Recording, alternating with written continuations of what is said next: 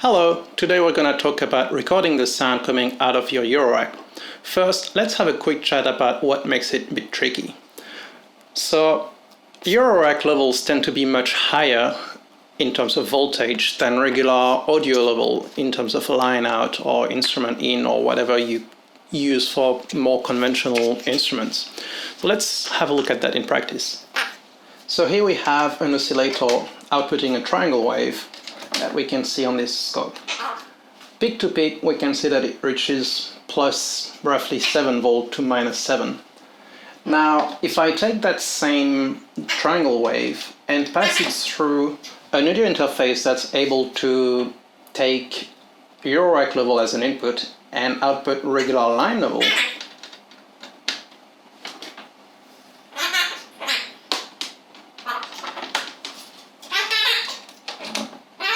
then we can see our same triangle wave, but it's compressed from roughly positive 4 to minus 4 volts.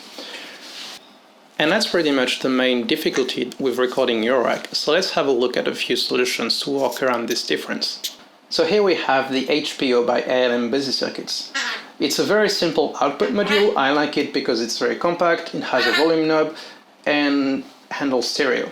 So if we take that same triangle wave and plug it there, then we have a line level output right there. If we only have one input, the output will be spread in stereo on that output. If we have two distinct inputs there, then both inputs will be panned over left and right in that output as expected. And if you have a computer with a line input, then that's pretty much all you need.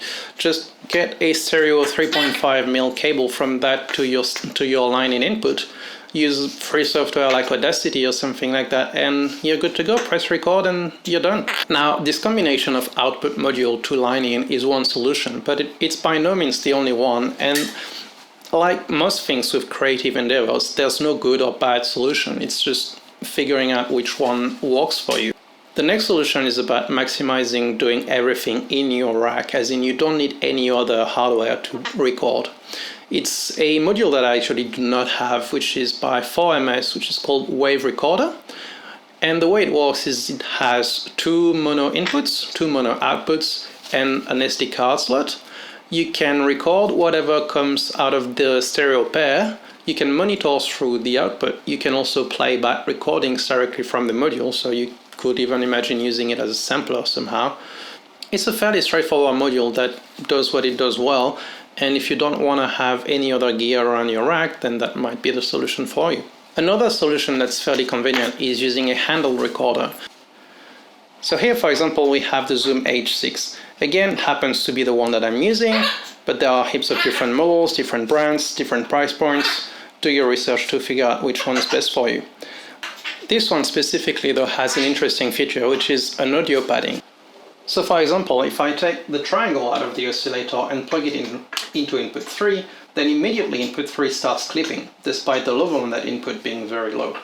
If I apply the padding, then the input level is reduced by 20 decibels, which means that the recorder is able to handle it just fine. And I have a track recorded. These recorders have a few more nice properties, the first of which being that they have a very instantaneous and visual feedback on your recording levels. So if something starts being too hot, you can adjust the level immediately. Another thing is that they're a nice way to start into multitracking. Most of them have different inputs, and so you can, for example, record your drums on one track, your melody on another track, and then back on your computer, apply different processing to those tracks. Another solution that I don't have any personal experience with, but should be fairly cheap and simple, is using a desktop mixer. Those mixers tend to be cheaper than a full-blown audio interface and will take multiple inputs. You can apply different EQ and things like that on different tracks, and usually they tend to have a single stereo output.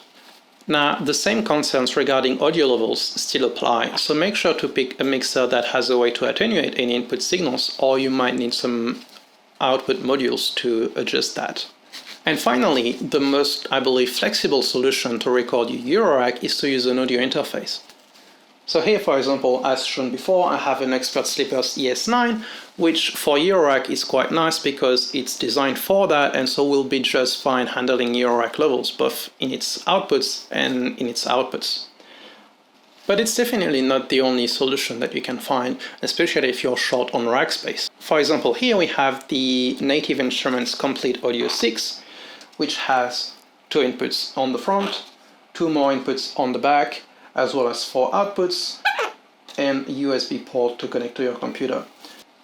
Again, the same difficulties regarding voltage levels out of your Eurorack still apply, so make sure to have an audio interface that can handle those high levels, or has a pad feature similar to the one shown on the Zoom H6 before. Otherwise, be ready to have some VCAs to attenuate any signal or output modules like the HPO.